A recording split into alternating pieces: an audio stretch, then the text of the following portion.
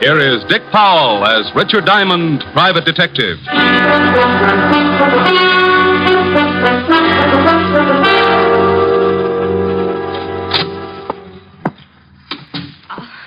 Are you Mr. Diamond? Creditor or client? I'm a client. I'm a Diamond. I'm glad. It's a little informal, but hello, glad. Call me Rick. Oh, no. My name is Julia Bates. Mrs.? Yes, but you don't have to call me Mrs. Bates. I'm a widow, you see. Oh. In fact, it may help our relationship if you call me Julia. Oh, well, here we go again. All right, Julia, you can call me Rick. The fee's $100 a day in expenses. I want you to stay at my house tonight. I said $100 a day in expenses. Oh, the fee is all right, Mr. Rick. Money means nothing. Yeah, well, you think your way and I'll think mine. I'll make out a check right now. No hurry. Anytime in the next 10 seconds. Oh, there. Thanks. Now, about this assignment. Well, it may sound silly, but I'm afraid of the house I live in. Oh, dandy. I said it might sound silly, Mm-hmm. but it's deadly serious, I assure you. No, I'm sure it is. You see, my husband, Warner Bates, died 3 months ago. Mm-hmm. He was a very strange man and believed devoutly in many forms of mysticism. Oh, yeah. Well, he built this house as a monument to his beliefs and filled it with secret passages and rooms and steps that lead nowhere. Why not move out? Well, I'll be perfectly honest. It's because of the money. Oh. In his will, Warner stipulated I was to live in the house for a period of 3 months following his death. 3 months is up tomorrow. And it doesn't help that Warner is buried in the basement vault. What's he doing? Watching Benny's money? Well, he had a crypt built in the cellar, and a key, the only key to it, was placed in his coffin. What's supposed to happen tonight? Well, let me tell you the whole story.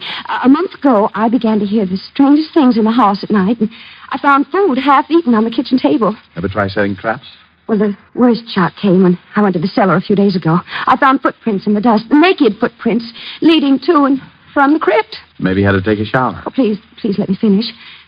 On his deathbed, Warner swore he'd visit me at the end of the 3rd month, and if he could, take me with him back to the spirit world. Oh, and tonight is the night. Yes.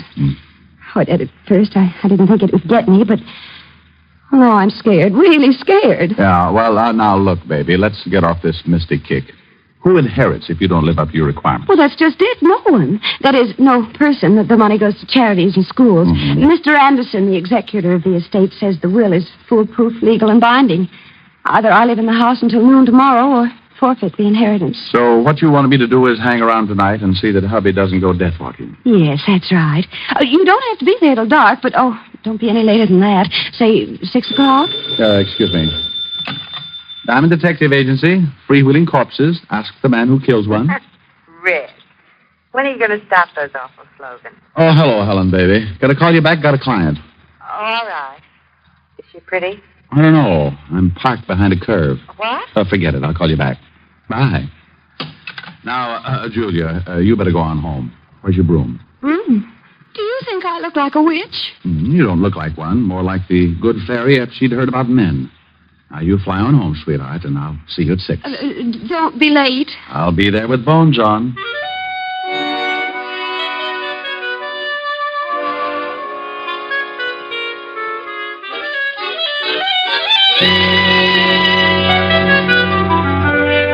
I tried to uncurl my toes and get my mind on business.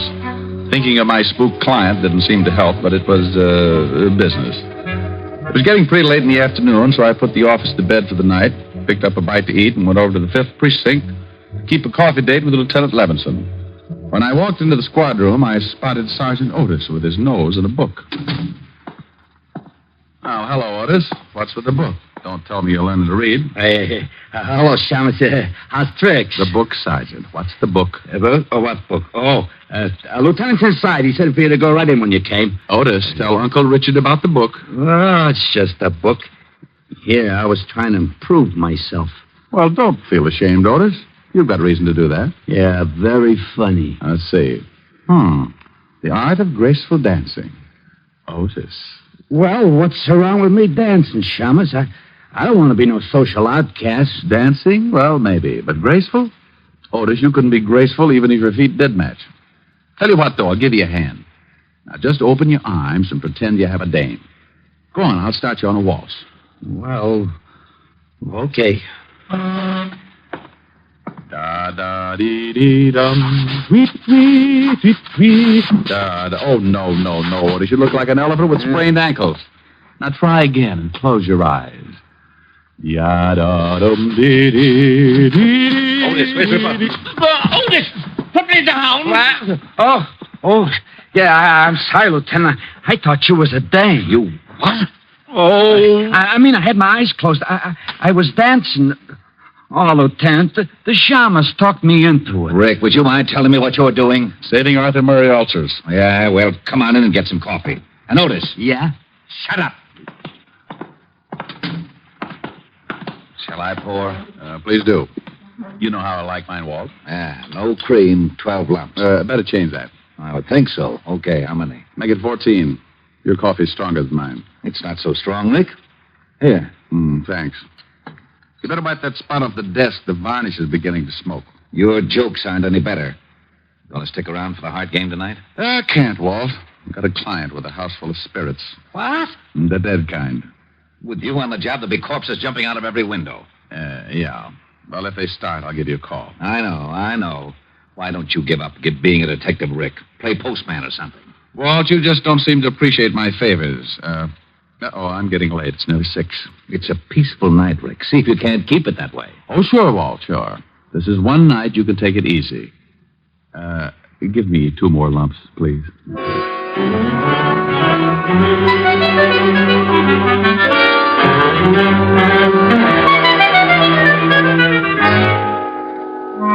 Leaving Walt and heading to the Bates house, I was feeling as happy as a bird in a hat full of worms. I had $100 to stall off the landlord, a lovely red-headed girlfriend with curves, and a spook client with troubles. Everything great. Then the storm began to blow up.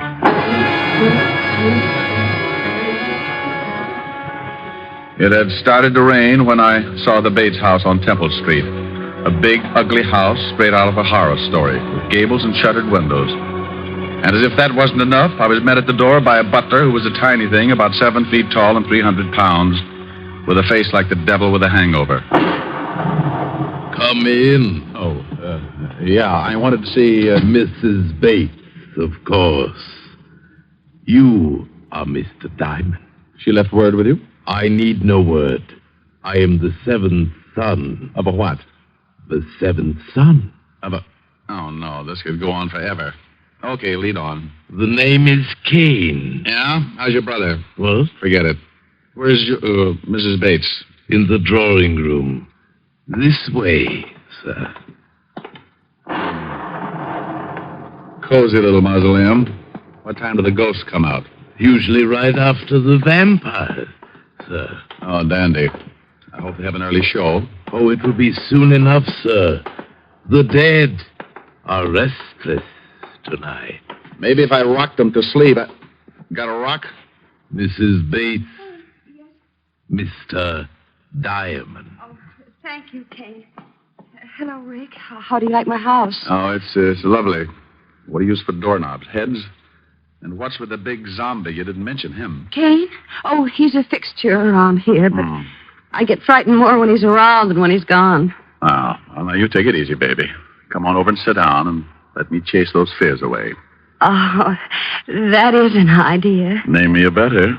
Can I fix you a drink? Oh, I think I'll take a glass Of milk, sir.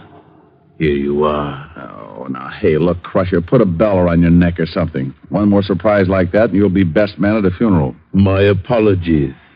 Your milk, sir. Yeah, thanks, sir. Come on, Julia, let's get back to where we were. And you, Kane, you... Hey, where'd he go? Rick, there it is. Huh? Yeah. That's the way it starts. Listen. It's the stairs to the cellar. Someone's climbing them. What? Oh, it's probably Kane. You wanted me, sir. Kane? Then who... You wait in here, Julia. I'll go out and get our nosy friend. The cellar door is at the end of the hall.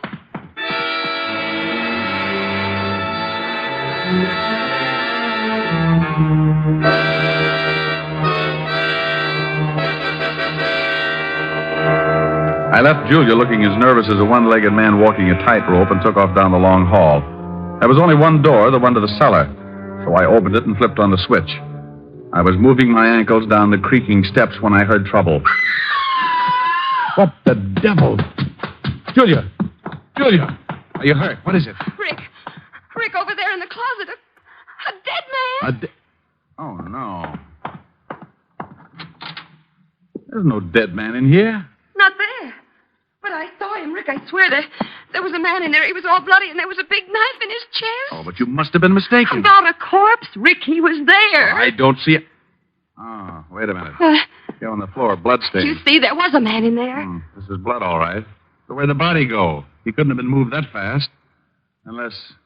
Where's Kane? Right here, Mr. Diamond. But I did not move the dead one. No? Where were you just now when Julia screamed? Having tea with a vampire? No, I was in the kitchen, sir. Do not be mystified, Mr. Diamond.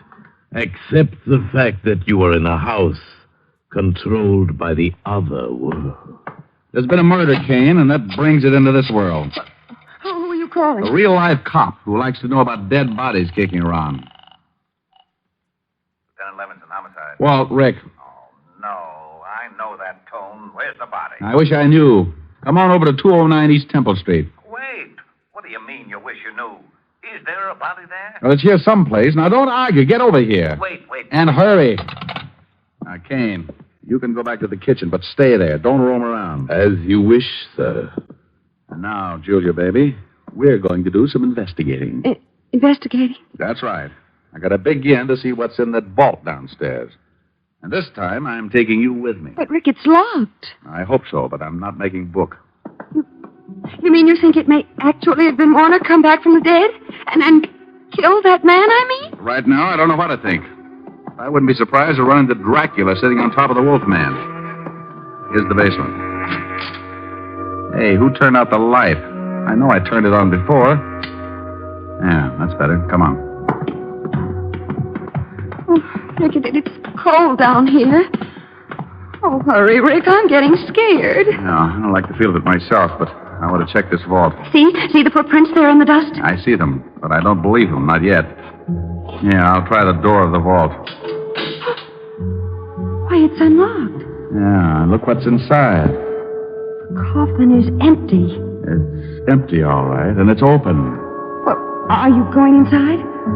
No. I think I'll stay out here. The light. Rick, who put out the light? It wasn't Edison, baby. We got company. I told you I'd come back for you. Warner? Hey, what is this? I am dead. Oh. You know who I am, don't you, Julia? Yes. Hmm? Yes, I know it's you, Warner. I'm coming for you tonight, Julia. I will appear at 9 o'clock. I better set my watch. Be prepared to meet me, Julia, at 9 o'clock. No, Warner, no. Take it easy, baby. Rick, you down there? Oh, hallelujah. Yeah, Walt, turn on the lights. Sure. They're on. Rick, what are you doing? Oh, blocked. I should have known. Well, do come upstairs and join me. We're coming off. Now, what is this all about? Wait a minute, Walt. Otis, help Mrs. Bates into the living room. She's pretty shaken up. Sure, Shamus. Come on, lady. Now, what is all this about, Rick? Now, come on back downstairs with me, Walt, and get your gun out. Somewhere in this cellar is a dead man with a lousy sense of humor.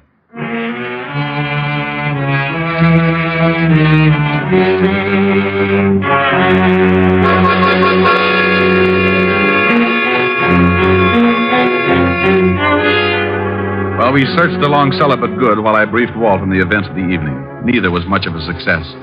Walt didn't believe me, and our ghost remained a ghost. As we went back up into the living room, I was at a point where I didn't believe the things myself. They couldn't have happened, but they had. Hey, Otis, where did Mrs. Bates go? She went upstairs to pack, Shamus. Said she was going to leave. Leave? And give up her dough? Oh, for Pete's sake, she can't... Not just because of this ghost house. Ghost house? Oh, this is the wackiest yet. Rick, if I didn't know you were so... Walt, do I look like I'm happy about these things? I'm at a point where I'm believing in spooks and spirit worlds and dead men who talk from out of nowhere. Yeah, so the Shamus is afraid of spooks. This I'm loving. Otis. I know, Lieutenant. Shut up. Did I say that, Otis? Well, no, Lieutenant. What do you want me to do? Shut up. Oh. Gee, I wish I had a glass of... A glass of water, Sergeant. Oh, come out from behind that chair, Otis. It's only Kane. Who's he? Well, didn't he let you in? No, we found the door open. When we rang and no one answered, we came in. Oh, did you? Hey, Kane, where were you? Didn't you hear the doorbell? I knew the door was open, Mr. Diamond, and I was busy. Like maybe playing Ghost? No, sir. Baking a cake. Cake? Oh, swell. I'm all packed. Will you take me to a hotel? Now, but Julia, look, you can't leave. Think of the money. Money or no money, I'm getting out of here, Rick. That was Warner's voice, and I just don't have the nerve to stay. Oh, but look, baby, you know there aren't any such things as ghosts. Do I? You were in the cellar with me. You heard him. And did you find anybody down there afterwards? Well, no, but... Just a minute, Mrs. Bates. You saw a murdered man earlier this evening, didn't you? You know I did, in that closet. Yeah, well, until I find out who he is and who killed him, you don't leave this house. But Warner... I'm sorry, Julia. We'll protect you, but you can't leave. Otis, take Mrs. Bates into the library and make her comfortable. Hey, Yellowton, come on, Mrs. Bates. Now, Rick, enough is enough. How could there have been a body in that closet one minute and not the next? Where did it go and why? How the devil should I know? She saw it, screamed, I ran back, opened the closet, and it was gone. Oh, great. Now, come on. I want a better look at that closet. Well, looks all right. Wonder how it sounds. Use your gun butt on the walls. Yeah.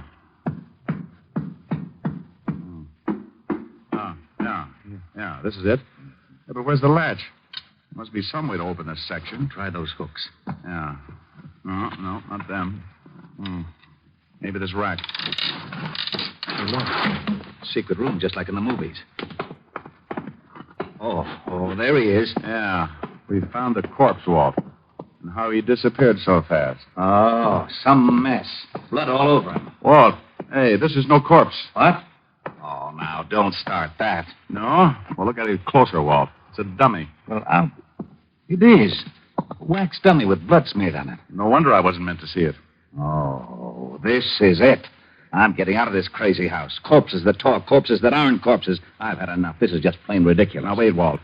Someone planted this dummy, and someone is trying to scare Mrs. Bates out of this house. That same someone is in this house right now, and if he isn't stopped, it may mean her murder.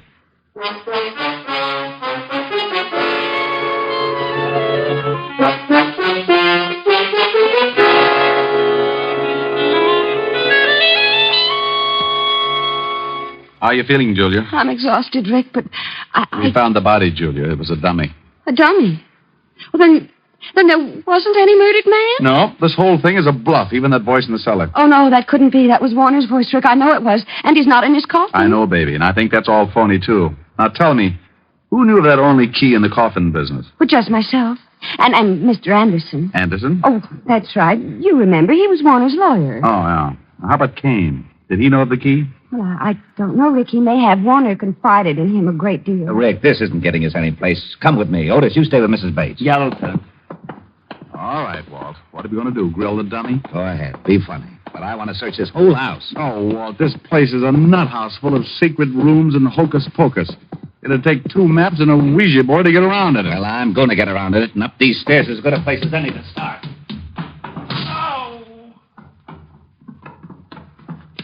Hello, Walt. Oh, stairs that lead to a blank wall. Rick, that's too much. Now, would you stop playing games? Playing games, he says. Oh, where is my bicarbonate? Here you are, Lieutenant. Sorry to be late. Where's the thunder, Kane? You're Mr. Q. Will there be anything else, sir? I don't see how, sir. Not unless Frankenstein drops in for a game of jacks. I doubt if he will. Tonight it's at his house, so I'll be on hand if you need anything. We won't. Go on back to your embalming. Come on, Walt. You feeling okay? Oh, I'll never feel okay again. Rick, I've stood for your getting me mixed up in some crazy cases, but this night I'll never forget. Oh, don't quit on me now, Walt. We still have to find that spook and keep Julia from being killed. How? Please, tell me how. Look, he said he was going to appear at 9 o'clock tonight to take her to the spirit world with him. Yeah, well, I'll get a squad down here to see that he doesn't. No, Walt, wait. He'll never show up if we're all hanging around, right? Well, yeah. The only way we can catch the ghost is for him to show up, right? Yeah, go on. So what do we do? So we pretend to leave, make a big fuss about giving the whole thing up.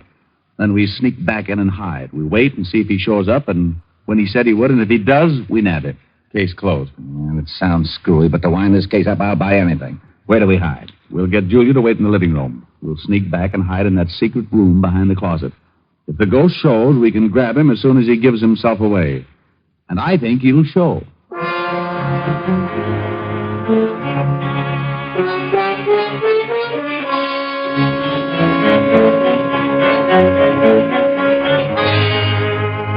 After getting Julia to agree to the idea, Walt, Otis, and I made a big thing about leaving the house.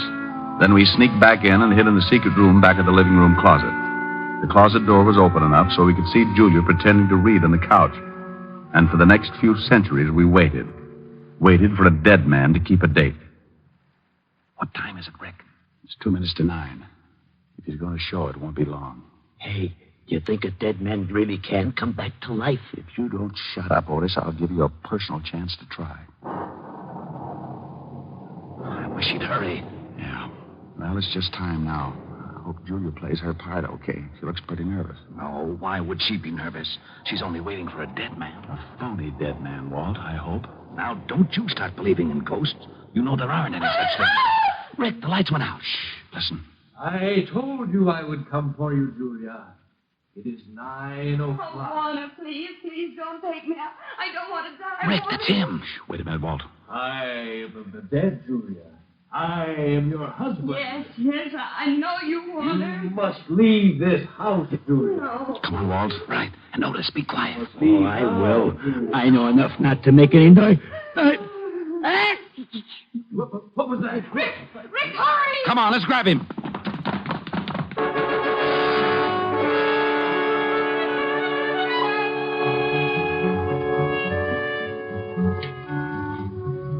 We all took off after the ghost. It led us on the screwiest chase yet, in and out of the secret passages, upstairs, and then back downstairs again. Trying to lay hands on him was like trying to swat a fly by the piece of string. He finally made a break for the outside door. Then, not to be outdone, I made like a big athlete. Hey, that was a pretty nifty tackle, Diamond. Rick, you okay? Yeah. As soon as I get this hood off, I'm going to have a few words with this spook. There. He's out cold. Otis, bring Mrs. Bates in here. Oh, okay. Come on, you. Wake up. Who is he? I don't know. Come on, wake up. Before I make a real ghost out of you. Okay, don't hit me anymore, please. Here she is, Lieutenant. Mrs. Bates, do you know who this man is? Why, it's Warner's lawyer, Mr. Anderson, the executor of the estate. Sure, baby, had to be. All right, Buster, what's the story? Oh, all right. It was the money. If I could get Julia to break the will, I had a dummy charity set up so I could get the estate. He's all yours, Walt. Wrap him up. It'll be a pleasure. Otis, put the cuffs on him. Take him out of here. Yeah, Lieutenant. Come on, Spooky. Well, that takes care of that. Hey, what about Kane? He must have known about all this. Of course I knew, Lieutenant, but I did not wish to intrude. Those who interfere with the dead pay their own penalty. Lose their haunting license? Nothing. Oh, sir, my cake is done. Would you like some? It's devil's food. No thanks. I'll skip it. With nuts? Julia, walk me to the door. Well, of course, Rick. I'll leave you with Kane, Walt. Tell him a ghost story. Feeling all right, baby? Oh, yes, much better. I'm fine now that I know there's nothing to be afraid of. Tomorrow I'll be moving into an apartment. Will you come and see me? We have things to talk over. Like what, honey? Like sharing a mood. You know. Just the two of us.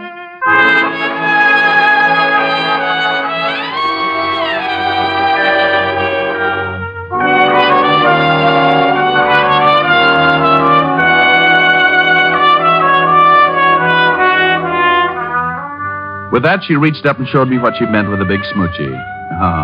I'd have probably stuck around, but I was afraid the house would be too disturbing. I wouldn't have minded having to get up to chase the bats out of the room, but with Kane showing up every time I wanted something, well, that could have led to complications. So I left Walt and Otis to clean things up, bid a not too fond farewell to Kane, and went from the house of horror to the one that was full of redhead and a piano. The redhead was wearing a red dress with a new, you know what I mean. Well, didn't think you were going to make it. I had a tough case tonight, honey. Thought I might not get away at all. Mm-hmm. I'll bet you did. Why, Helen, baby, all of a sudden you sound suspicious. Without any effort, darling. Especially when it comes to blondes. Blonde? You mean girl? Girls. Blonde girls with hair like this on your lapel. Oh. And the lipstick on your cheek and the look in your eyes. Oh, you know how it is, honey. Brilliant detective saves client's life and fortune. She had to be grateful. Brilliant detective. You keep on making me so jealous of you, and one of these days the world is going to lose a brilliant detective. No. Someone going to rub out Sam's face? Oh, what's the use? Oh, now, baby, don't be mad. Come on, let's next. No. I'm upset and I'm unhappy. If I sing, will you be happy again? No. Well, I'll try. I'll sing my real old head off. And a ghost of a chance with you. Happy? You sang nice. Do we neck? No. No, it's still early enough to catch a late show. Well, if I take you to the show. Yes. Okay. What's the show you want to see? Oh, it's a wonderful horror picture full of spooks. The ghosts talk. Oh, no.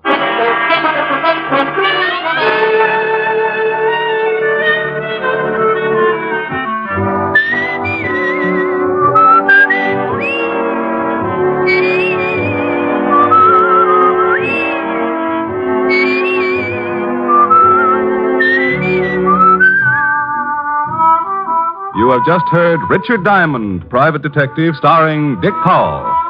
Helen was played by Virginia Gregg, Lieutenant Levinson by Ed Begley.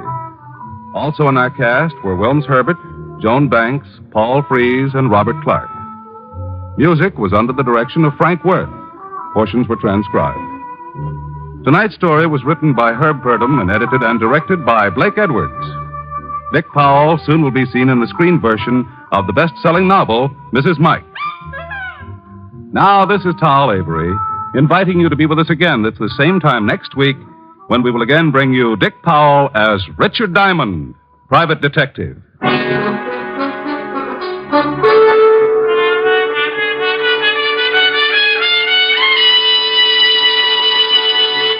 What's on NBC tomorrow? There's great comedy in store for you on the Phil Harris, Alice Faye show when Phil and Frankie go shopping for Alice's Christmas present. And there's excellent drama on Theater Guild on the Air. Tomorrow, Richard Conte, Diana Lynn, and Shirley Booth will be starred in the Pulitzer Prize-winning play Street Scene on Theater Guild on the Air.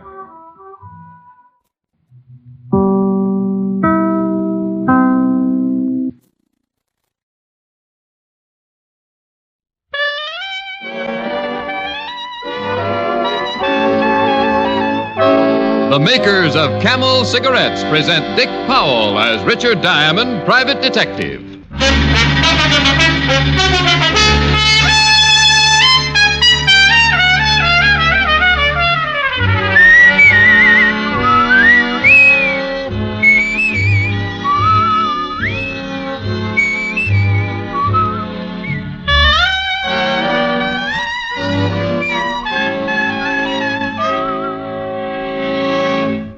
What is the 30-day Camel mildness test? It's a sensible test of cigarette mildness based on steady smoking. And here's all you do. Smoke only Camels for 30 days. Smoke them as your steady smoke. And see how rich, how flavorful Camels are, pack after pack. Yes, smoke Camels as your steady smoke for 30 days. And discover how well Camels agree with your throat, week after week. Tonight, start your own 30-day Camel mildness test. Make the Camel 30-day test, and you'll see. Smoke Camels and see.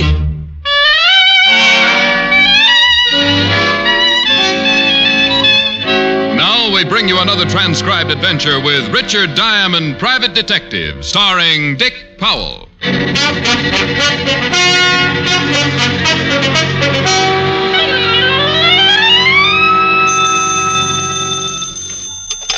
Diamond Detective Agency. A pleasant smile, a cheerful rhyme, and we'll keep you from doing time. Oh. Hi, Helen. Hi. Rick, where do you get that cheerful rhyme bit?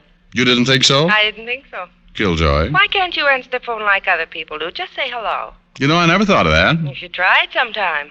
Your prospective clients might think they were dealing with a sane, normal person. You think it's fair to mislead them? Oh, Rick. Are you busy? Silly girl. Busy detectives make money. I just sit at my desk and make conversation with a beautiful redhead. Well, why don't you leave your desk and come make conversation with said redhead in person? That's not a bad idea. I'm all alone. The idea's getting better. It's not even noon yet. We can go for a long walk. Oh. Well, you don't sound very enthusiastic. What's wrong with taking a walk? Honey, in my business, I do more legwork than a pair of nylons. Walking just isn't my idea of a ripping good time. Have you a better suggestion? You can know me for 5 years and ask questions like that? Oh, now, dear, let's just... skip it. I am not alone. Client? Shrimp Martin. Oh, I don't think I know him. Well, that's something to be proud of. Call you later, dear. Bye. Bye. Hello, Diamond. Never mind shaking hands, Shrimp. I want to keep my cufflinks. You know me, Rick. Too well. What brings you here, small man? Strictly business. Oh, come off it, Shrimp. You don't have enough to hire a bathtub, let alone a detective. On the level, Rick. I'm here to make you some dough. Just a big-hearted guy, huh? Okay, spell it. You heard of Hank Burton. I read the papers. Then you read how Hank lifted 50 G's worth of rocks a few months back. So? So they're offering an even grand reward for whoever brings Hank in. What are you getting at? Just that even 1,000 is your fee if you'll do the little job. What? Hank Burton, he's the one who sent me. He says he'll let you turn him in and collect the grand. Well, another big-hearted guy. Make yourself clear, Shrimp, and fast. Burton wants to see you. He wants you to do a legit job for him. He'll pay you for it by letting you turn him in. Doesn't make sense. Sure it does. Hank's a sick boy, bad heart condition. If he don't get some hospital care soon, he's a goner. Only as soon as he shows up at the hospital, the cops will nab him. So he might as well give himself up. And he'll let me be the one to collect the reward for it, huh? You got it right. That's his way of paying you for the job he wants done. Just what's the job? Sorry, I said as much as I know. Except the job is strictly on the up and up. The rest you can hear from Hank himself. Where do I find him? I take you to him if you're interested in taking the job. Shrimp, I'm interested in almost anything that involves $1,000. Only if this deal isn't on the level, I'll ram those buck teeth of yours down your throat. I tell the truth, I swear it. Don't bother to cross your heart. I doubt you'd be able to find it. Let's go see Burton.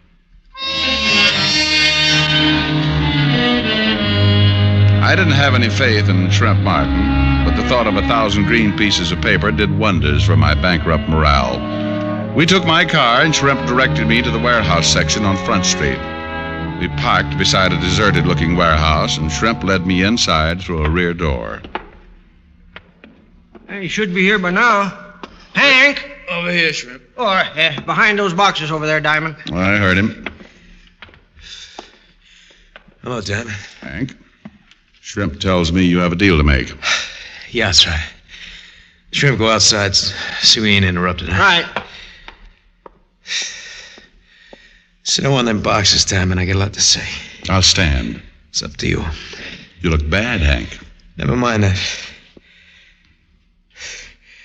Did Shrimp explain the setup? All except the job you expect in return for handing you over. Okay.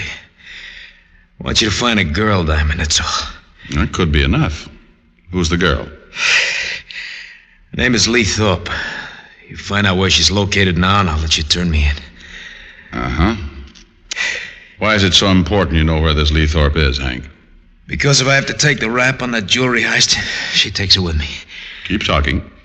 I met her about 4 months ago. Felt pretty hard. She seemed to go for me, too. We made plans, big plans. And my ticket went bad. She suggested we go to Mexico where I could be taken care of, but that took dough. So you pulled the jewelry store robbery?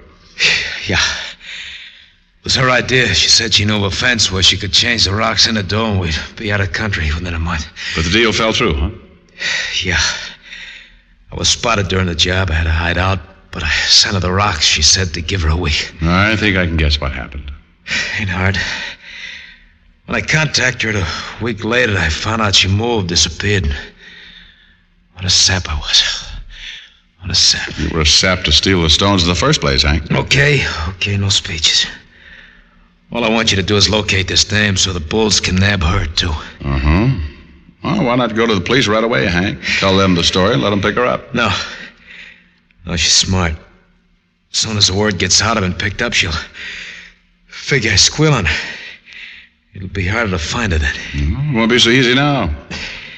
Any idea where she might be? If I knew, I'd find her myself. You're the gumshoe, get to work. $1,000 ain't bad pay, you know. No, it's not bad at all. Only how do I know you'll keep the bargain? Look at me, will you? I'm a dying man unless I get help. Don't worry, I'll let you turn me in. After you find the girl. All right, Burton, I'll take a chance. Where do I get in touch with you? You know, I'll call you at your office around 6. Work fast, huh, Diamond? Find her as soon as you can. Yeah, Hank. As soon as I can. Hank Burton was in a bad way, and if he wouldn't give himself up until Lee Thorpe was located, then it was true she'd have to be found quickly. Hank didn't have much time left. We left the warehouse together. He and Shrimp Martin disappeared down Front Street, and I drove back uptown.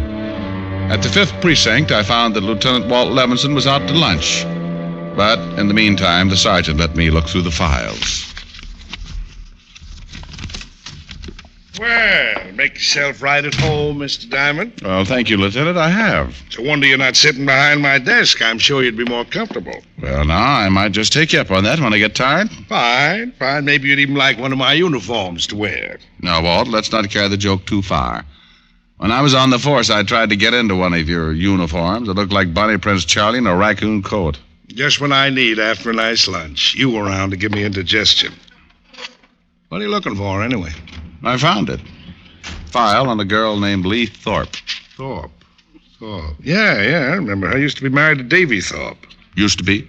Yeah, it's all there in the folder. She split up with Davy, maybe 3 years ago when he was sent up. Davy's still in prison? Out about a year ago. What do you want this Lee Gale for? Sorry, Walt. Confidential. Oh, great. I ask a question, you tell me it's confidential, but you think you can walk in here and poke through our files all you please. Cheer up, Fatty. I'll tell you all about it after I find Lee Thorpe. Well, now, that's mighty big of you, Mr. Diamond. Well, think nothing of it, Lieutenant. I don't. Find anything in the folder? Not much. She's been picked up on a few minor offenses, that's all. What about Davy, her ex-husband? Oh, he seems pretty legitimate these days. Running a pool room over on 3rd. Listed in the book as Davy's Billiard Parlor. That's an original name. Well, I guess I'll go see Davy. Maybe he's seen his ex-wife lately. Oh, don't rush off, Bright Eyes. Things are so dull around here when you're not poking your nose into our business. I know, but don't feel bad, Walt. I may be back. Well, goody gumdrop. I'll have our best cell waiting. You're such a wonderful host. See you later, Walt. Davy's pool room turned out to be a dingy joint. There were no customers this early in the afternoon, but Davy must not have liked his tables to go to waste. He was playing at a front table all by himself. I walked over to him. Well, nice shot, Davy. Huh? Oh, you want a game, Mac? I'd rather talk. This is a pool room, not a conversation club. It's about your wife, Davy. I got no wife. You did have. Yeah, I had measles once, too, but that don't mean I'm still scratching. Have you seen Lee recently? All depends on how recent you call recently. Oh, in the last month or so? Seen her when I first got out, close to a year ago. She wants to pick up where we left off. And? I told her where to get off. You beat these dames. I get sent up out of circulation for a while. She wants to be free. Then I'm out. She wants to get all chummy again. Well, maybe you know where she might hang around, Davy. Yeah, maybe. You a cop? Private. Well? Well, what? I'm a businessman, pal. I don't shoot off my mouth by the fun of it. Will $10 take the fun out of it? You don't see me laughing, do you? Put the money on the table. Okay, there you are. Much obliged. Yeah, I might know where Lee hangs out. I'm not saying for sure, mind you. Been almost a year since I seen her. Keep talking. She always likes bars, lights, people. She used to drag me to a bar all the time. Any particular bar? The Bluebird Club over on 40th. In fact, that's where I first met her. Excuse me a sec. Hey, take a few shots while I answer that. Hello? Davies billiard parlor. Huh? I don't... Oh, yeah, maybe yes. Hold it. Hey, Shamus. Your name Richard Diamond? That's right. That's for you. If you want more out of me, I'll be over in the office. Thanks. Hello? Walt, Rick. I took a chance. Figured you'd still be there. What's up? Funny, but right after you were here, we got a call about Lee Thorpe. Picked her up right away. Good boy. I'll be right down. You at the precinct? I'm at the morgue. What? And don't bother to hurry, Rick. This gal won't be going anywhere. Not now.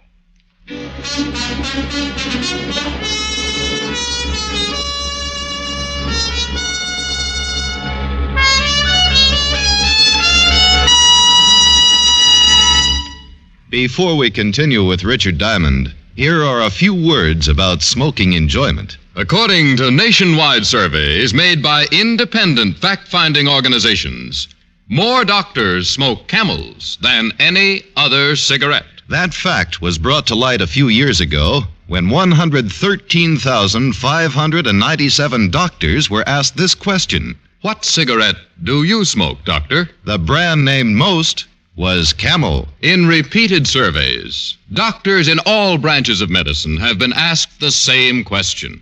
And each time, Camel leads all the rest. Yes, these surveys show that more doctors smoke Camels than any other cigarette.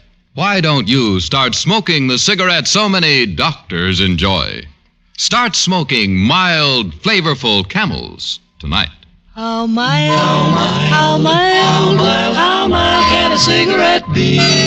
Make the Camel 30-day test and you'll see. Smoke Camels and see. And now back to Richard Diamond, Private Detective, starring Dick Powell.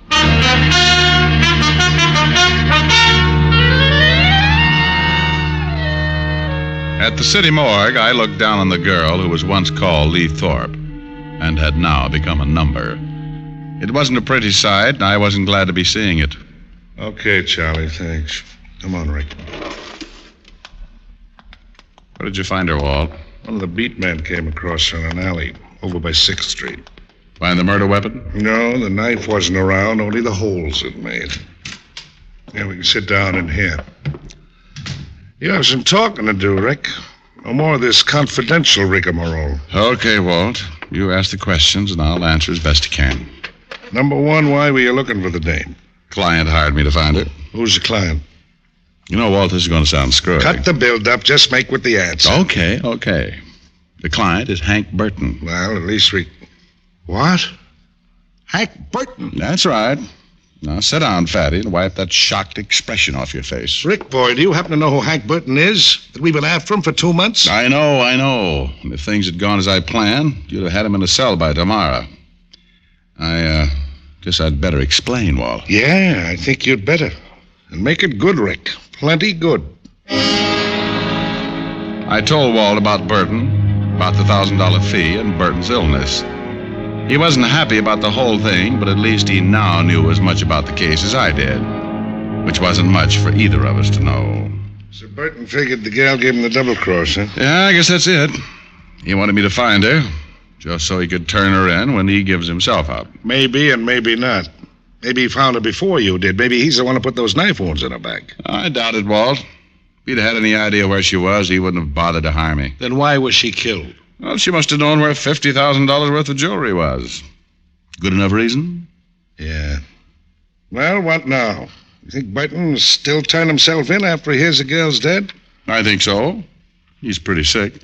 Hasn't got a chance on his own. Uh-huh. Well, I'm going back over the neighborhood where we found the girl's body. We figure she lived around there. Maybe we can find out where. It's a start, anyway. Good. I'll wait for Hank Burton to contact me. Okay. And, Rick, if you turn up anything, let me in on it this time, huh? I waited until 6 o'clock in my office, and then Burton called. I didn't tell him about the girl over the phone. Instead, I made a date to meet him an hour later on the Christopher Street ferry. The ferry was in when I arrived at the slip, so I went aboard. I agreed to meet Burton on the lower level port side.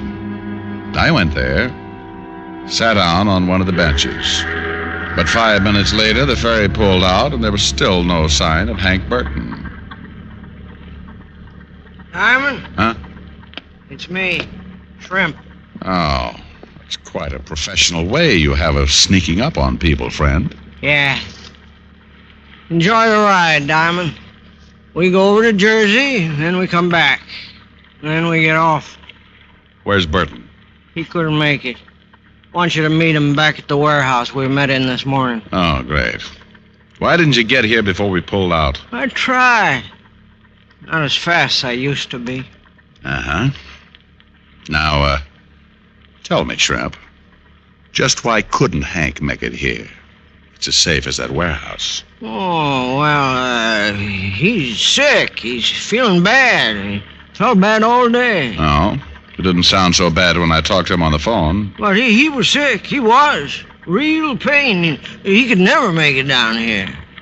Let's enjoy the ride, huh? Let's talk some more first. If Burton knew he was too sick to meet me here, why did he suggest it in the first place? How should I know? Hank says we come to the warehouse, we go to the warehouse. Don't ask him any questions. Oh, I just have an inquisitive nature. I like answers, Shrimp. Okay. How's this for an answer? Wow. Little man with a big gun. That's right. And the gun says we go to the warehouse. Now settle back and enjoy the ride.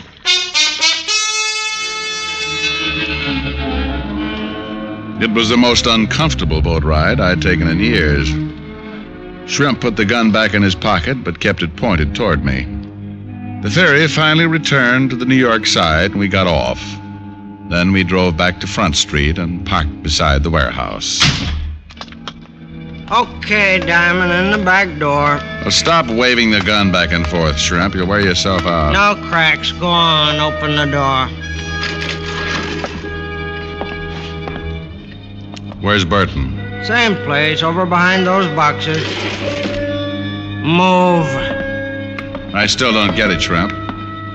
Why wouldn't Hank come to the ferry, and why the artillery to make sure I came here? That's far enough. I'll light this candle, Diamond. Maybe you'll get your answer then. Well, that's better. At least I... Uh-oh. See what I mean, Shamus? Yeah, Shrimp. I see what you mean. Hank Burton wasn't bothered by his heart anymore. He lay there on the floor with a stupid expression on his face that the sudden dead often wear. His eyes were open in a bewildered stare, and his teeth were clenched tight. Hank Burton had died quickly, without warning, and it looked like I was next in line. Surprised, Diamond? You didn't bring me here for a reaction, Shrimp. Uh-huh. I just get a kick out of seeing your face. Yeah. Good old Shrimp, the loyal friend. Hank trusted you. Ah, that was a big mistake. Hank was a sap. I stuck with him because I thought he'd get his hands on them rocks again. Then I'd get a split. Only Hank didn't want the stuff back, huh? He was going to let me turn him in, and that left you out in the cold. You got it right. When I knew he was sicking you onto the dame, I went to the guy who really has the stones. Yeah, I figured there was someone else in this. You're not brave enough to try something like murder alone. He does very well at it, Diamond, believe me. Well, Pool Hall Thorpe, little Davy. You're a long way from your pool room, pal. There's more profitable things than pool rooms, Diamond. So it would seem. Like handling stolen jewelry. Uh-huh.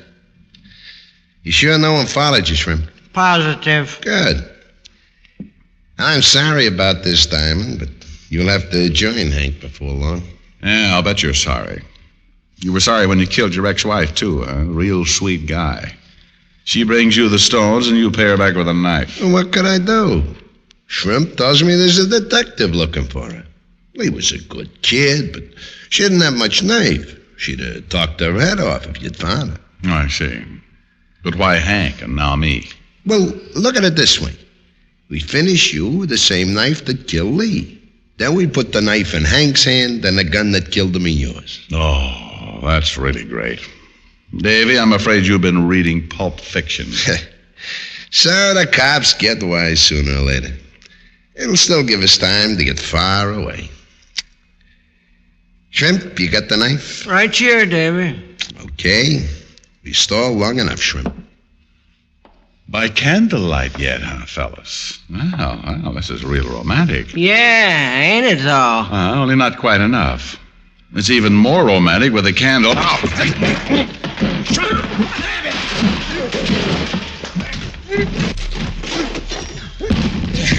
Shrimp! Shrimp! He's taking a little nap, Davy, and I've got his gun. What?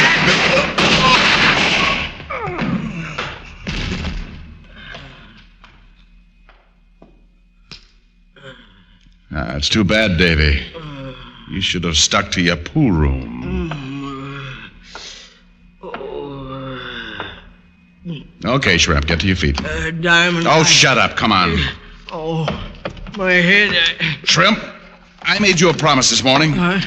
I said either this deal with Hank was on the level or your buck teeth were going down your throat. Oh, no, look, Diamond. Oh, shut up.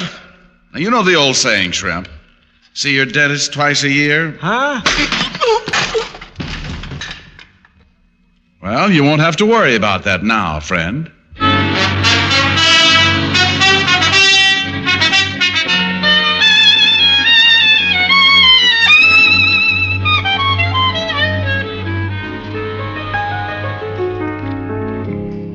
Rick, Yes, Helen, dear? it's nice outside. If you're wearing a fur coat, it is. Oh, it's not really cold. Besides, you have a heavy coat. Helen, are you hinting that I should leave? Uh-huh. With me. I'd still like to go for that walk. Oh, no. Well, why not? The only time I see you is after a case. Then you just drop in, seat yourself at the piano, and take it easy. But, honey, I'm tired. Well, I'm not. I've been in all day, and I could use the exercise. Exercise, you want, huh? Well, I got a good idea. I'll chase you around the piano. It's your idea of exercise, huh? No, but just think of the fun we could have after I caught you. Oh, Rick, I'm serious. Just look out that window. Oh, stop shivering. Look at that moonlight. Isn't it romantic? What chances to give the Dodgers this year? A long walk.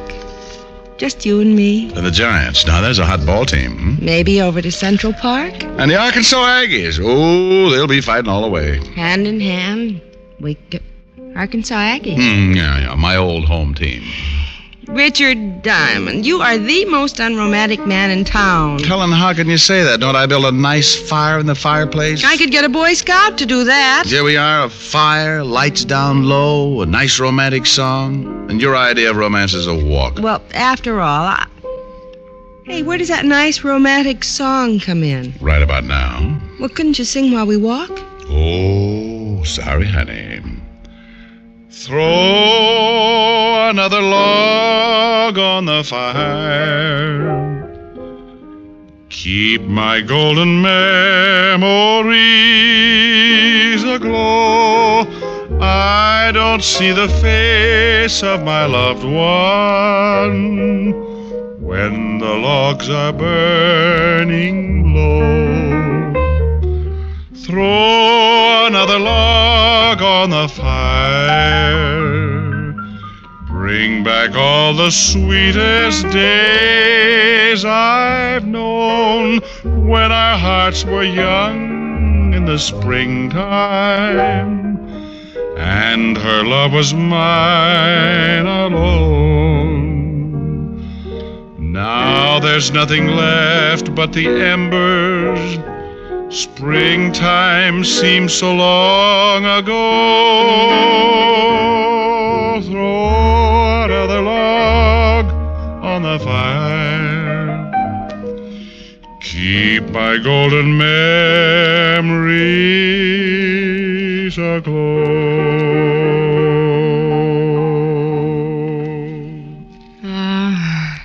That was very nice. But I still didn't like it. That's a brilliant statement. I still want to go for a walk. Millions of girls in New York, and I had to pick a nature lover.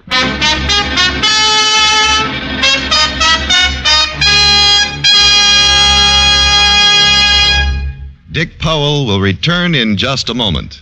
Camel leads all other brands in popularity by billions of cigarettes per year. Yes, more people smoke Camels than any other cigarette.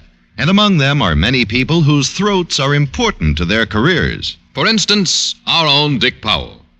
Dick, why do you smoke Camels? Well, I smoke Camels regularly because I like their taste. They're mild and they agree with my throat. That's mighty important when you use your voice as much as I do. Friends, why don't you find out how well Camels will agree with your throat? How mild, how mild can a cigarette be? Take the Camel 30-day test and you'll see. Smoke Camels and see. Here's Dick Powell with a special message. Thank you. Ladies and gentlemen, the makers of Camels have now sent more than 200 million Camel cigarettes to servicemen and veterans. This week, as every week, gift Camels are being sent to hospitalized veterans. They're on their way to Veterans Hospitals, Phoenix, Arizona, and Des Moines, Iowa. U.S. Army Station Hospital, Fort Benning, Georgia. U.S. Naval Hospital Ship Haven. Now, until next week, enjoy Camels. I always do.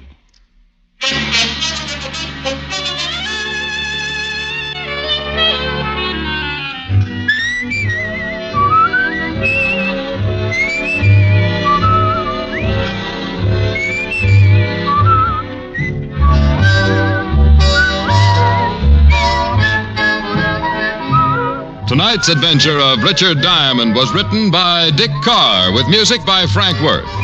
Virginia Gregg was heard as Helen Asher and Alan Reed as Lieutenant Walt Levinson. Others in the cast were Junius Matthews, Tony Barrett, and Ted DeCorsia. Richard Diamond, Private Detective, is transcribed in Hollywood by Jaime Del Valle.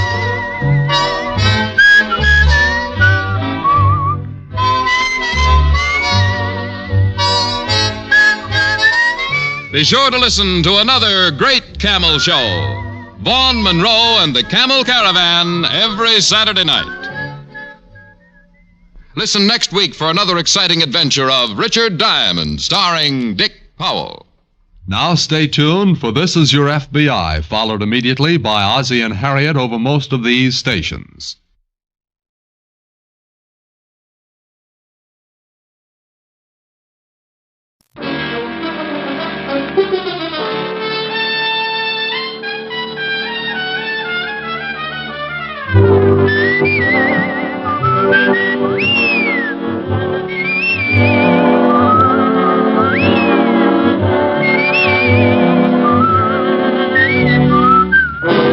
Now here's Dick Powell as Richard Diamond, Private Detective.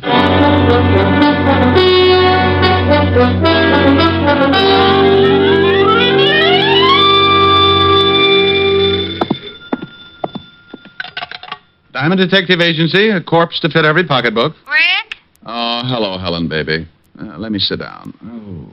Rick, what's the matter? You sounded like your arches just broke. You got the right idea, baby. Oh, but your geography is cockeyed. Are you really hurt, Rick? Believe it or not, I was trampled by a herd of horses. Oh, Rick, you idiot. Now tell me what did happen. Okay, one horse. He ruined me for life. You went horseback riding? Oh, I don't believe it. Yeah, want to see my bull legs? You actually did. Uh-oh. Took a girl to get you to ride a horse. But it was some slinky blonde. No, baby, it was a Palomino. And look, let's get off horses. I've had enough to last me. What's with the early call? Early? Rick, did you just get in? It's after 11. I was dreaming of you, baby. You wouldn't have wanted me to stop just to get into the office. It's probably a whole harem. Helen, you got to stop that peeking. You read the morning papers? They come out in the morning? Now, you stop that. Did you read them? I didn't have a bet down. Why? You in the society page again? Oh, much more exciting than that. The police commissioner's house was robbed of $50,000 worth of diamonds last night, and his gardener was murdered. What? I thought that would fetch you. Better get a paper. The commissioner's statement's written in blood. Yeah.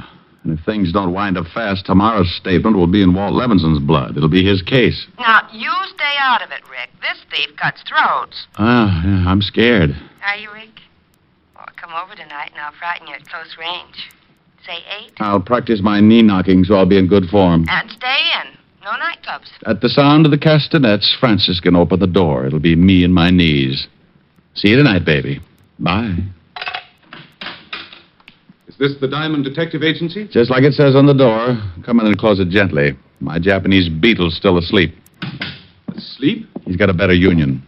Sit down, Mr. Burton, Phineas Burton. What can I do for you, Mr. Burton? Well, I want to hire you if it's agreeable. Well, for $100 a day in expenses, I'm pretty agreeable. Well, that's fine.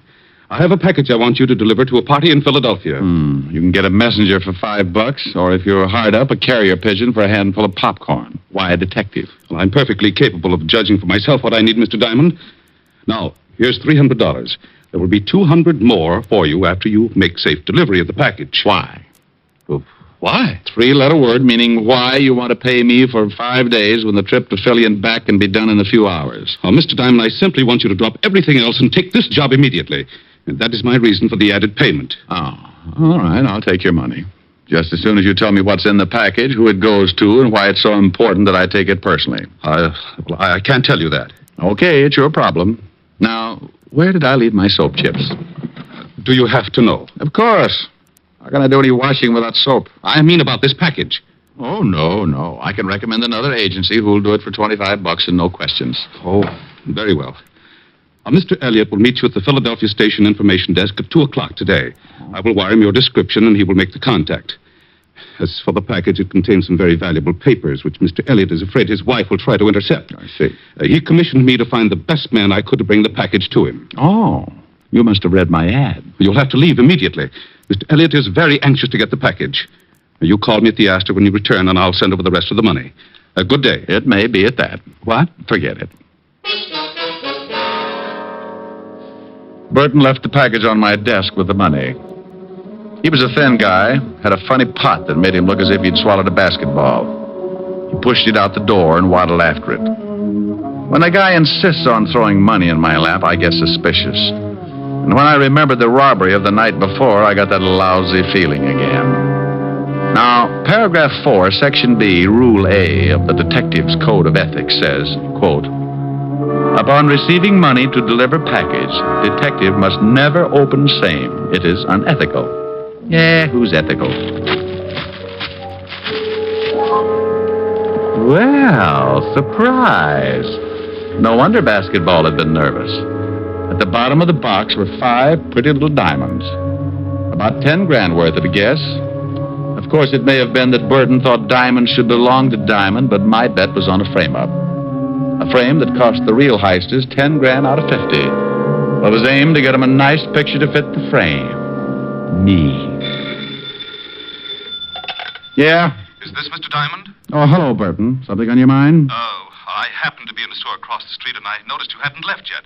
You will leave right away, won't you? Just as soon as I arrange things, Phineas. Remember, it takes an hour and a half to get to Philadelphia. I don't want you to be late. I'll bet you don't. It was just to make sure. You understand. Oh, yes. I understand. You can dribble your basketball home now. I beg your pardon? Skip it. Bye. Burton's call ended nearly all doubts. I was being framed all right, and the trap required my leaving for Penn Station right away. I dropped the diamonds into what was left of a quart of milk I had for lunch the day before, put the bottle on the floor by the wastebasket. Then I took the package, rewrapped it, and went out to hail a cab. I made one stop at a toy shop, then headed for Penn Station. As I entered, I saw a pair of familiar figures. Rick. Okay, what's the gag? I got the tip, but even you wouldn't joke about this case. Now, Walt, I might joke about mass murder, but never about the commissioner being robbed. Is he making speeches yet? Yeah, that's okay, Shamus. This is one time when you're one diamond too many. Why, Otis, you're becoming a wit. Why not? You're halfway there. Oh, Lieutenant, he's picking on me again. You deserve it, Otis. Now shut up. Rick, I know the tip was phony, but the commissioner was there when it came in. I had to act on it. Tip? Well, don't be smug. I've got one, too, a 5th at Hialeah. Now, don't start that. It was a tip that you were taking the commissioner's diamonds out of town. Oh, now, Walt. And don't now Walt me. I said I knew the tip was phony, but with the commissioner taking scouts all down the line, I didn't want to... No. Don't apologize, Walt. I know. Come on, Sergeant. Show me a good frisk, and I'll recommend you to all my criminal friends.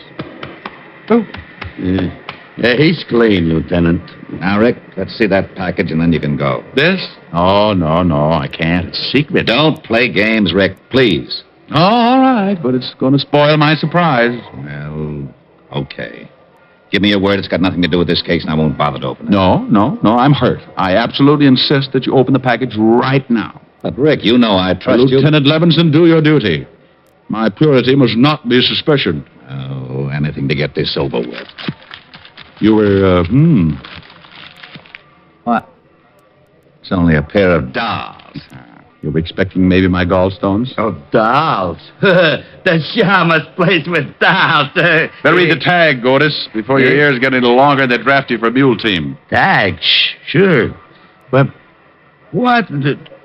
To my beloved Otis from his Ricky. Oh. Rick. Now, don't be a grouch, Walt. The other one's for you. For me? Oh, no. I'm sorry, Walt. I couldn't resist it. Anyhow, you spoiled my surprise to Otis. It was our anniversary. What?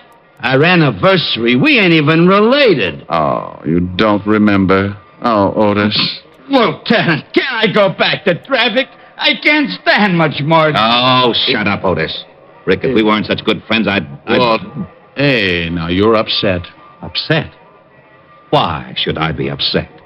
Just because two hoods lift 50 grand in ice from the commissioner? Or because it's dumped in my lap with the murder of the gardener? Or that I'm given 24 hours to break the case and then get a tip that leads me to a friend who decides to play games and wreck my cycle beyond repair? Now, why should I be upset? Otis! Here you are, Lieutenant. But take it easy. That's a second bottle of Bike Top today. Walt, you read an apology and I make it. I'll do better than that. I'll help you if you'll let me. Well, I can sure use your help, Rick. I haven't got a single lead. You want to look at the corpse first? May as well. Has he got a record? No. And the commissioner swears he was honest. Probably stumbled onto the thieves and they had to put him away. How about the rest of the servants? They were all out. Commissioner and his wife were at a party. They'd given the entire staff the night off, but I guess perhaps the gardener returned a little early. Yeah, well, let's go down and take a look at him. I've got a personal interest that makes me want to crack this case. A client? Call him an ex-client. I'll explain him later. Come on.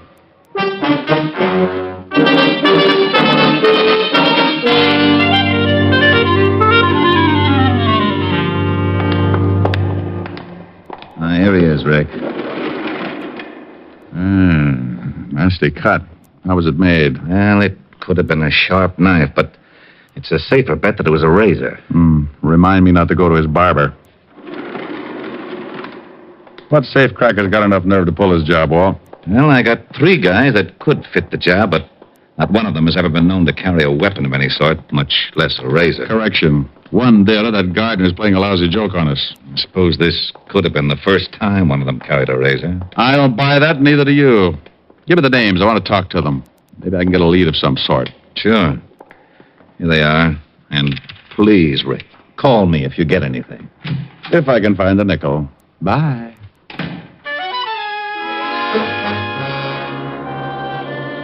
As far as I could see, I had 3 things to match up. 1, the careless barber. 2, the safecracker with nerve enough to rob the police commissioner.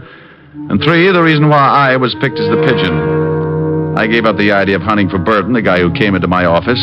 He was probably a flunky and not worth running down. So I checked the names I got from Walt, grabbed a cab, and headed for the Bronx. The first turned out to be an ex-con trying to go straight by working in a Bronx hash house. The second was likely, but he'd kissed his wife with a beer bottle and spent last night in jail. At the third address, down in Greenwich Village, I met a landlady with gin-loaded tonsils and a cute mustache. She tipped me that my third prospect, Vincent Mayer, might be playing pinochle at Pietro's, which turned out to be a cafe with a 30-foot bar, 3 tables, and a back room. Hey, barkeep. Yeah. What'd it be, Fred? Milk, no chaser. Milk? Who makes it? Oh, you mean like from cows? Never carried the stuff. Where can I find Vincent Mayer? Why don't you ask me, handsome? Wow. Hello, baby. Now, do I look like a baby? No. My name's Jean. What do they call you? Take your pick. Call me Rick. Hey, you talk funny. But you're awful nice. Too nice to be hunting for Vince Mayer. He's a bad boy, Rick. Yeah. Well, I'm trying to be a hero. Where is he? In the back room. There. The guy with the light hair. But be careful. Thanks, baby. I'll buy you a palace. 80 mil, Joe, 20 clubs, 20 spades, and 40 pinochle. What? No diamonds? Hey. Well, look who's here. What do you want, Shamus? Vince the Iceman, isn't it? Well, now, let's see. Sing Sing, class of 38. Where's your school tie, Vince? The name is Mr. Mayor to you, Diamond, and privates are not welcome here. It's a closed game. Yeah. Move on. Give me a reason. You want to play dead? Oh, come on, Vince. You're not going to get upset just because I think you robbed the commissioner? You did, didn't you? I told my story to the cops. I'll bet. But you didn't answer my question. And here's another. Who's your barber? You're asking for it, Diamond. I was brought up right. Now, let's get off this cat and mouse kick. I want some answers, Vince. Do you? That's right, Junior. I do. All right. Call him, Joe. Hey, what? All right, Joe. Stop it. That's enough, Joe. All right, now drag him out in the alley. Vince, can I, Yeah, okay. Maybe it'll teach him not to get so nosy. But keep that razor in your pocket. I will, honest. This is gonna be real fun. Come on, Shamus. Here's where I do some road work on your liver.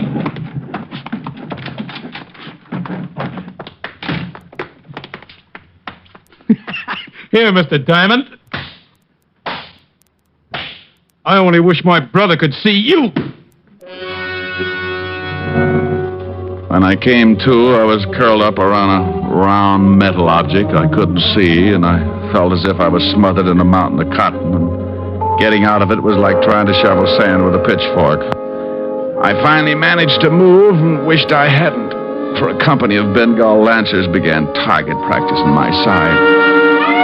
So I quit trying and lay still for a long moment. Then a voice came fizzing through the cotton at me. Hey, mister, are you alive? Not if I'm not. You're an angel, and this is a harp. Well, I'm sure no angel. And that's the garbage can. So I guess you're not dead. Matter for debate, Jeannie. Oh, help me up, will you? Sure. Here. Can you stand? Practically anything after this. Ooh. Hey, you're hurt pretty bad. Come on, lean on me. My place isn't far. I'll take you there so you can lie down. Best offer I've had today. Lead on, Angel.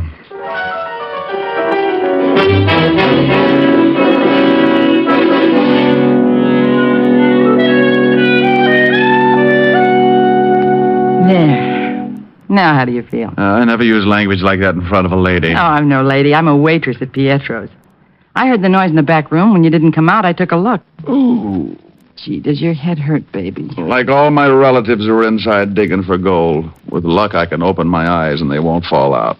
You know, we might have had a lot of fun together if you weren't all banged up like this. I'll take that remark up with you later, honey. I'm not usually the kind of guy who runs out on pretty girls, but I only wanted to get my hands on the gonnet who tried to kick my brains out. So I took Jean's number, filed it under, for later investigation, and stumbled out into the street. My head was clearing, but it was as slow about it as a dummy doing a striptease. Maybe that's why I didn't notice when I came out of the house that I had two guys for company.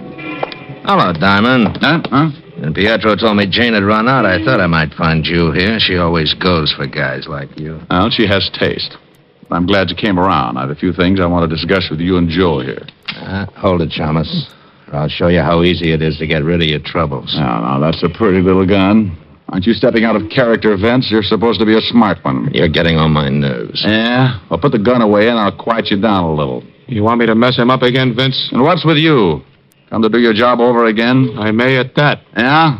Well, you got 32 teeth, sonny. Want to try for none? Why, you... I got some questions I'd still like to have answered. Why was I picked as pigeon? Why me? You're getting a little too smart, Diamond. Now, listen. I know you got wise to Burton, so it figures that you still got the package. Now, I got no reasons to give you $10,000 worth of diamonds. I want them back. Oh, dandy. I've got big news for you, Buster. You're not going to get them. Don't make any mistakes, Diamond. I'll use this gun if I have to. Go eat a tombstone. Joe. Yeah, how's your stomach ache? Wait a minute, Joe. Now, Diamond, look, you can have a choice. You bring the rocks to me at Pietro's in an hour and we'll forget the whole thing. Or don't. And I'll send Joe with a few friends to call on you. And for the last time. For a few sick minutes, I leaned against the wall, wondering if I wanted to live. One thing I was certain of was that Vince Mayer was never going to get those diamonds back. Or was he? An idea began to percolate in my head to the tune of an old rhyme about a goose and a gander. And I got inspired enough to sit up and forget my aching ribs. When it simmered into a full-scale boil, I grabbed a cab, went back to my office, and got the diamonds out of the milk bottle where I'd hidden them. Then I headed for the village fast. I was soon banging on a door there like a drummer playing Bob.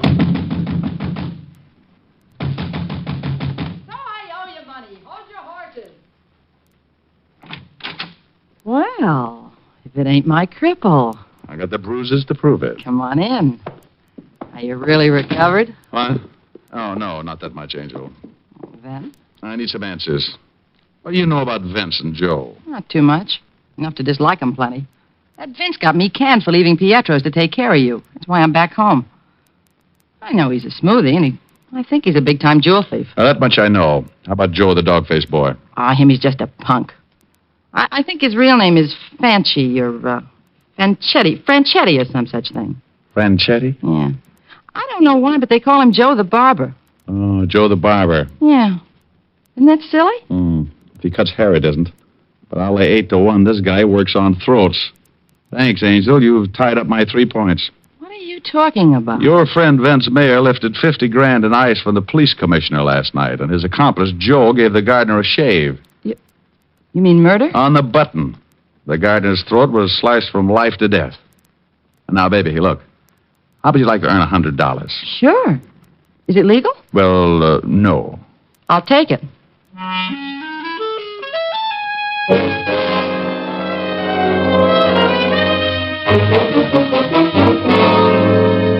Now, where is he? Will you tell me? Where's Rick? I know where I'd like him to be. I'm worried, Otis. Seriously. Rick is in this thing up to his ears. You mean he was in on that job? Don't be stupid, Otis. Of course not. Rick's no crook. But he's mixed up in this case some way, and I'm worried. He should have called me by now. Gee. Hope he hasn't tangled with that razor guy. I thought you hated Rick. Oh, you know I was just talking. I know. What a mess. Rick in danger, and I can't find him. The commissioner's spouting lava all over the city hall. Why the devil did it have to be the commissioner's house? You know, it's kind of funny at that. The commissioner himself. You knucklehead. For 2 cents, Maybe that's him. Lieutenant Levinson, homicide. Walt, Rick. Rick, where the devil you been? Taking care of some arrangements. Arrangements? Never mind, just listen. I was picked as a pigeon, and some of those diamonds were planted on me this morning. What? I've traced your hoods. They're Vince Mayer and Joe the Barber Franchetti. Now, you come to Pietro's in half an hour, and you'll catch him with part of the diamonds on him. Rick, what is this? Well, Vince had it figured as a double-barrel gag, Walt. First on the cops by raiding the commissioner's house. Second by dumping a few of the rocks in my lap and tipping the police so I'd take the rap. But why you, Rick? Well, Joe's name, Franchetti. You remember, I sent his brother Tony to Sing Sing a few years back. Oh. I knew he had a brother, but until now, Joe stayed out of Manhattan. I get it. Okay, what's the play? Well, I'm going to take the package back to Vince. Give it to him in Pietro's. The girlfriend will be raising so much fuss, no one will notice me. Then as Vince and Joe leave, you nail him with the diamonds. And no alibi for having him. Right. You said half an hour? In front of Pietro's.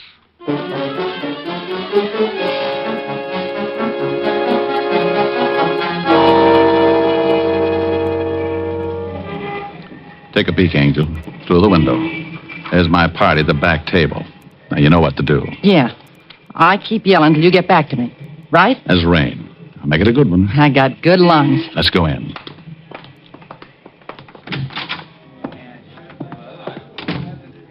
Okay, over to the bar. Luck, Rick. Joe, I told you he'd show up. Hello, Diamond. You got something for me? That's right, Vince. Okay, let's have it. Hey, what's going on over there? Stop, stupid dame. Here, do you want the package or not? Oh, yeah, give it to me. Come on, Joe. Let's scram out of here before that dame brings the cops. Yeah.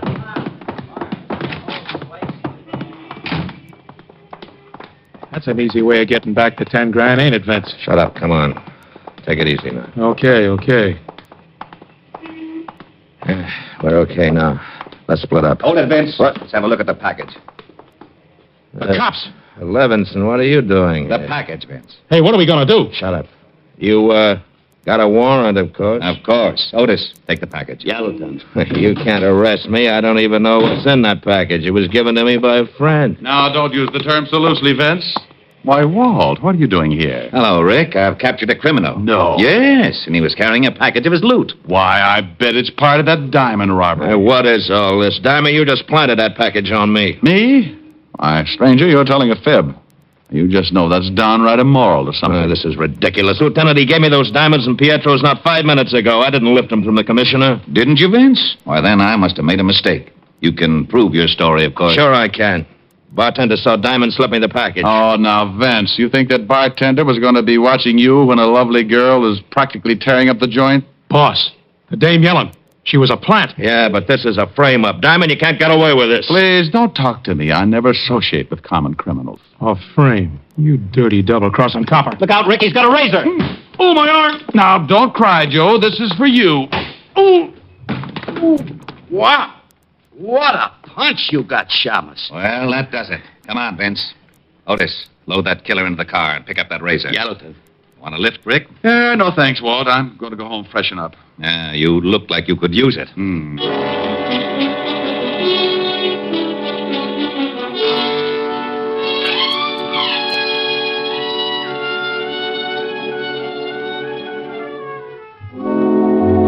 I left Walt and headed for my apartment, where I grabbed a stomach full of vitamins and planted myself under the hot shower. It felt so good I fell asleep. And if Walt hadn't phoned, I'd have probably become the only man in history to drown in the shower. Walt shocked me wide awake with the news that he was holding a $1,000 reward for me. I gave him my nicest thank you and made a mental note to drop by and give half of it to Jean to make up for her losing her job. Around about 8 o'clock, after I'd taken care of dividing the reward, I steered for 975 Park Avenue, made it with no trouble, and rang the bell to Helen's apartment. Oh, good evening, Mr. Diamond. Miss Asher's expecting you, sir. She's in the library. Thank you, Francis. How's your health? My health, sir, is very good, thank you. Well, now, this may come as a shock, but, Francis, about the money I owe you. Oh, don't fret about it, sir. We'll tell. I'm going to pay you what I owe you. You're going to? Oh, dear.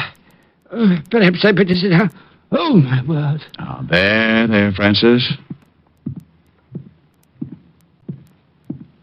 Richter, is that you? It ain't Tom Swift, baby. Come on in the library. Well, okay. But it'll do you no good, my dove. I'm a cripple, a battle-torn veteran. I don't want your muscles, Rick. I'm blue, and I want you to sing to me. Oh, Helen, baby, I don't want to sing. I want Rick, I'm blue. I need cheering up. Now be nice and sing. Well, okay, honey. How's this, huh? I can see, no matter how near you'll be, you'll never belong to me. But I can dream, can't I? Can't I pretend that I'm locked in the bed of your embrace? For dreams are just like wine, and I am drunk with mine. I'm aware my heart is a sad affair. There's much disillusion there, but I can dream, can't I? Can't I adore you? Although we are oceans apart, I can't make you open your heart, but I can dream, can't I? Well, there. Still feeling blue, baby? Oh, Ricky, come here. Here I am. Oh, now I'm contented. You in my arms, my bills paid off, and my bills... Oh, for Pete's sake, I forgot Francis. Francis? What are you talking about? Come with me, I'll show you. Now, there he is. Francis, you all right? Oh, Oh, yes, sir. I think so, sir. Rick, will you tell me what's going on in my own home? Well, honey, I paid Francis off, and the shock of having to give back my gun and badge undid him. Oh, well, are you feeling better, Francis? Not very much, Miss Asher. It's that badge and license. Will you miss him that much, Francis? Well, sir, to be very honest, there's a waitress in a tea shop down the street with whom I've been, if you'll pardon the expression, having a fling. Francis, you? Oh, that's not the worst, Miss Asher. I'm afraid I've been a bit of a fraud with her as well. In fact, with several of the waitresses there. Now, wait. Where does my badge and license enter into it? Did you hock them for crumpets? Oh, much worse, Mr. Diamond. You see, to all the waitresses of Miss Tuppingham's tea shop, I am Richard Diamond, private detective. Oh, no.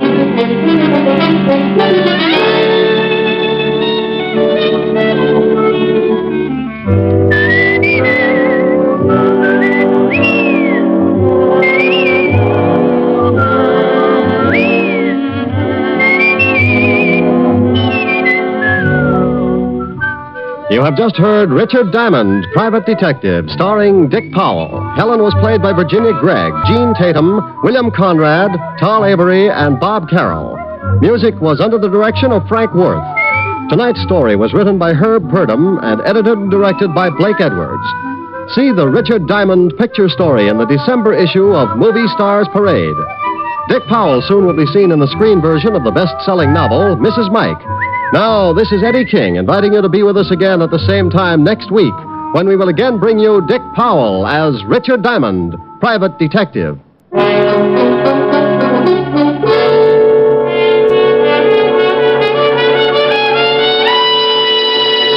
Listen tonight to NBC for a star lineup of entertainment. Every Saturday on NBC, you can hear such stellar programs as Hollywood Star Theater, Ralph Edwards' Truth or Consequences, Your Hit Parade, A Day in the Life of Dennis Day, The Judy Canova Show, Grand Ole Opry, and songs by Morton Downey. There's always a program of interest on NBC, so keep tuned here. Shortcut to Death with Fred McMurray is next on NBC.